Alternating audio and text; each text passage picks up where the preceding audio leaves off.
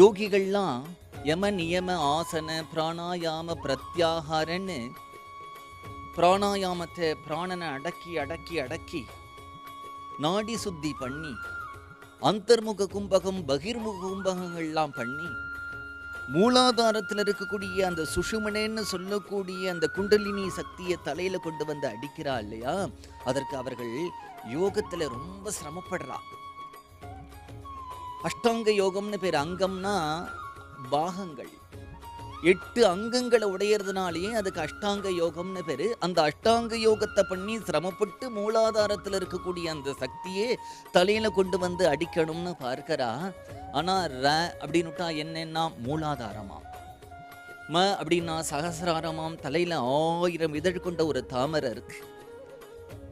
ஒருத்தர் சதா சர்வகாலமும் ராம ராம ராம ராம ராம ராம ராமன்னு ஜபம் பண்ணிட்டு வந்தாலே இந்த மூலாதாரத்தில் இருக்கக்கூடிய சக்தி கிளம்பி தலையில போய் அடிச்சிடுமாம்.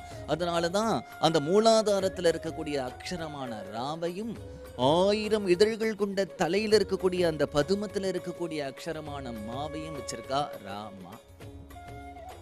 ராமநாமத்தினாலேயே யோகம் சித்திக்கும். ராமநாமத்தை ஒரு பிரதட்சணம் பண்ணிட்டு வந்தா பூமண்டலத்தை பிரதட்சணம் பண்ணின பலன் கிடைக்கும். சாந்தோக்கிய உபனிஷத்து தத்துவமசி அப்படிங்கிற ஒரு மகா வாக்கியத்தை சொல்றது.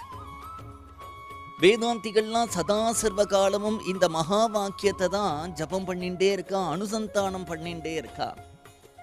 ஆனா ரா அப்படின்னுட்டா தத்து, ம அப்படின்னா தொமசி. ராமநாமத்தை ஜபம் பண்ணினாலே மகா வாக்கியத்தை ஜபம் பண்ணின பலனும் கிடைக்கிறது. அப்படின்னுட்டா ராமநாமத்தினுடைய பெருமையை என்ன சொல்ல முடியும்? ராமநாமத்தினாலேயே யோகம் சித்திக்கிறது, ராமநாமத்தினாலேயே ஞானம் சித்திக்கிறது, ராமநாமத்தினாலேயே பக்தி சித்திக்கிறது, ராமநாமத்தினாலேயே பகவானை நாம சுலபமா பார்த்துட முடியறது. அதுதான் ராமநாமத்துக்கு ரொம்ப சின்ன ஒரு மந்திரம், 2 எழுத்துக்கள் உடையது. அந்த 2 எழுத்துக்கள் இருக்கக்கூடிய அந்த மந்திரத்தை ஜபம் பண்ணினாலே எவ்வளவு சுலபமா பலன் கிடைக்கிறது இல்லையா?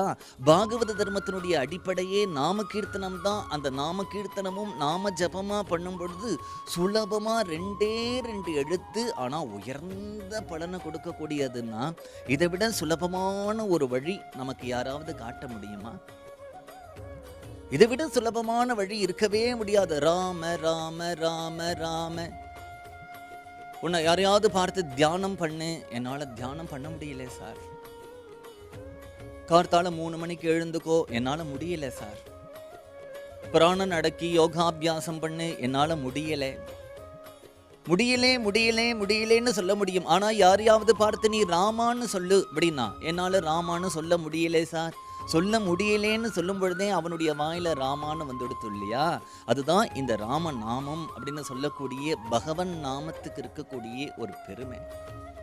ஒண்ணு இதுக்கு என்ன பெருமைன்னா, யாராலையும் சொல்ல முடியாதுன்னு சொல்லவே முடியாது, அவ்வளவு சுலபமானது இந்த ராமநாமம். அந்த ராமநாமத்தினுடைய பெருமையை பத்ராஜல ராமதாசர் நிறைய பாடியிருக்கார், தியாகராஜ சுவாமிகள் நிறைய பாடியிருக்கார், சமர்த்த ராமதாசர் நிறைய பாடியிருக்கார், துளசிதாசர் நிறைய பாடியிருக்கார். ஆனா இவர்கள் எல்லாம் ராம பக்தர்கள். ராம பக்தர்களான இவர்கள் ராமநாமத்தினுடைய பெருமையை பேசுறதுல ஆச்சரியம் இல்லை.